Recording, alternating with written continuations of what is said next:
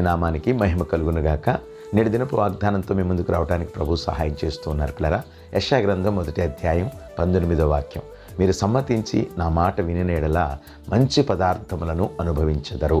ప్రియ దేవుని బిడ్డలారా, గమనించండి, దేవుని పిల్లలమైనటువంటి మన వ్యక్తిగత జీవితాలలో మనకు కావలసినటువంటి సకల సదుపాయాలు మనకే కావాలన్నప్పుడు నిశ్చయముగా దేవునికి మనం లోబడేటువంటి వారంగా ఉండాలి. ఎప్పుడైతే దేవుని యందు భయభక్తులు కలిగి ఆయన మాటకు మనము విధేయులమై మాట విని అంగీకరించి మన విశ్వాస జీవితాన్ని కొనసాగిస్తామో సమస్తాన్ని కలుగు చేసే దేవుడై ఉన్నారు. చూడండి, మన తల్లిదండ్రులైన పిల్లరా, వారి మాట మనం విన్నప్పుడు వారు ఎంతగా మనం ప్రేమించి మనకు కావాల్సిన వాటన్నిటినీ సమకూరుస్తారో, సదుపాయాలు చేస్తారో, అంతకంటే గొప్ప దేవుడు పిల్లరా. మనల్ని కన్న తల్లిదండ్రుల కంటే కూడా సమస్త సృష్టికి కారణభూతులైనటువంటి నా దేవుడు, ఆయన పిల్లలమైనటువంటి మనందరం కూడా ఆయనకు లోబడితే, సమ్మతిస్తే, విధేయులమైతే సమస్తాన్ని కలుగు చేసే దేవుడై ఉన్నారు. కొదవ లేకుండా సమృద్ధితో నింపే దేవుడు మన దేవుడు. కనుక ఆయనను ఆరాధిద్దాం, ఆయన భయభక్తులు కలిగి ఉందాం.